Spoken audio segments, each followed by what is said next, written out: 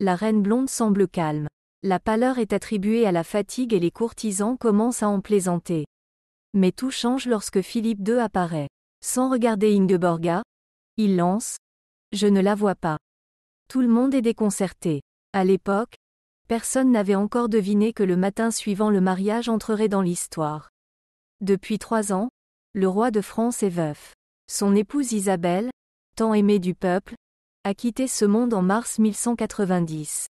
La dynastie n'ayant qu'un seul héritier, le souverain décide de se marier une seconde fois. Après tout, il n'a pas 30 ans. Et comme trop de princesses étaient ses parentes, et que Rome n'approuverait pas un tel mariage, Philippe se mit à chercher fébrilement une candidate au loin. Et les choses se passent très bien. Le roi du Danemark, Knudvi, a 3 belles-sœurs à la fois, Ingeborg, Helena et Rixa. Ces blondes aux yeux clairs étaient les petites filles du prince de Kiev, car leur mère était la princesse Ingeborga Mstislavovna. Le roi de France lui-même avait des racines slaves.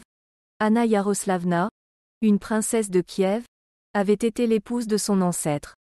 En un mot, les rois danois et français se comprenaient parfaitement. Je te choisirai la plus belle de mes sœurs, promet Knud. Le montant de la dot fait l'objet de vives discussions. 10 000 marks d'argent sont une somme inabordable pour le Danemark. Mais Knud fait un signe de la main. Cette alliance est importante pour lui. Il consolide sa position sur le continent, a conquis la Poméranie et poursuit sa route. Un parent puissant en la personne du roi de France pouvait l'aider à réaliser ses projets les plus ambitieux. Philippe avait déjà pensé à de nouvelles opportunités. Son principal rival, le roi Richard Cœur de Lion, avait été capturé. L'occasion d'attaquer l'Angleterre s'offrait à lui. La France disposait d'une armée puissante, le roi danois d'une marine. La princesse Ingeborg est le lien. Et un lien très important. Elle ne parlait ni français ni latin. La langue de son pays n'est pas comprise à Paris et il n'y a pas non plus de russophone. Ingeborga désigne d'un geste les dames de la cour qui lui sont affectées. Le roi Philippe II sourit avec satisfaction. Elle est belle. Il la rencontra à Amiens le 14 ao. Eut accent circonflexe T 1193, et eut à peine le temps de se débarrasser de la poussière de la route que la jeune fille était conduite à l'autel. Le mariage a lieu dans la cathédrale Notre-Dame d'Amiens. Puis le couronnement. La princesse Ingeborg est proclamée reine de France et un manteau orné de lys d'or est jeté sur ses épaules. Les envoyés danois sont surpris de cette précipitation. La princesse est à peine arrivée qu'il l'emmène déjà dans ses appartements. D'un autre côté, il s'agit d'un mariage d'État. Le roi a besoin de fils et de filles. Le matin, tout le monde attend avec intérêt l'apparition du jeune couple.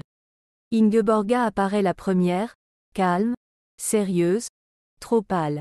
Puis Philippe II apparaît. Je ne peux pas la voir, dit le roi le lendemain du mariage. On proposa aux représentants du roi Knud d'emmener Ingeborga. Mais les Danois, ne comprenant rien, commencent à se disputer.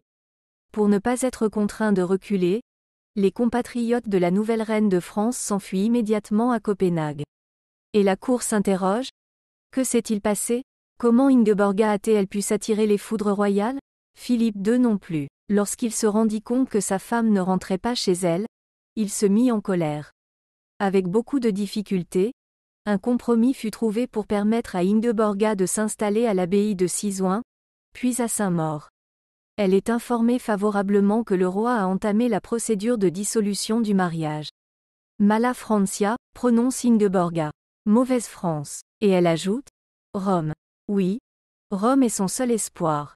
Elle compose une épître à Célestin III en danois, mais elle est traduite en latin et envoyée à Rome.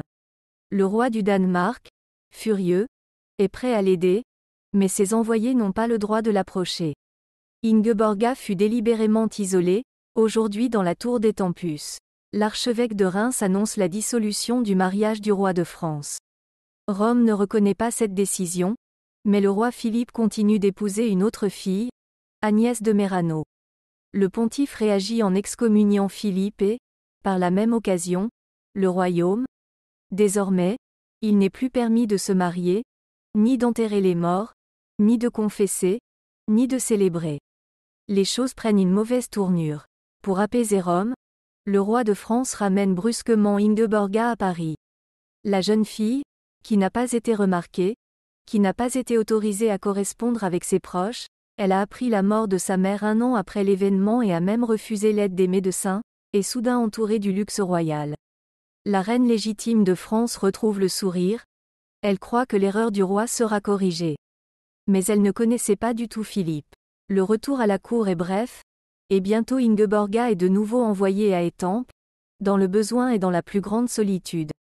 Le roi tente à nouveau de dissoudre le mariage, mais la France se retourne de plus en plus contre lui. Les sympathies des gens du peuple, presque inconnus d'Ingeborg, sont de son côté.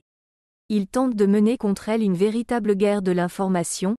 Il lance une rumeur de sorcellerie ou la traite de si laide que le roi est censé avoir peur de son apparence.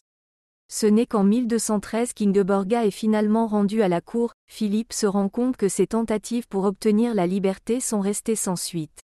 La reine passa 19 ans en prison, mais à son retour, elle se comporta avec tant de modestie et d'honneur qu'elle gagna le respect de tous.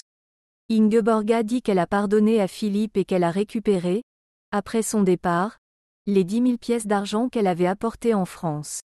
Elle s'installa au couvent Saint-Jean à l'Île-le-Corbeil, où elle passa les 13 dernières années. La reine ne s'est jamais mariée et n'a pas eu d'enfant. Et ce, uniquement parce que Philippe II a décidé de dissoudre précipitamment son union avec elle. D'ailleurs, les historiens ne s'entendent pas sur les raisons de cette décision. Il y a une version qui met tout sur le dos de la politique. Philippe avait des projets pour l'Angleterre, mais pendant qu'il organisait le mariage avec Ingeborga, Richard Cœur de Lion a été libéré. Le beau projet de conquête s'est alors effondré. Philippe n'a plus besoin des Danois. La dernière demande d'Ingeborga est de pouvoir prendre place à Saint-Denis, où reposent tous les rois de France. Mais Louis X, le petit-fils de son mari, refuse la demande d'Ingeborga. Merci d'avoir regardé ce film.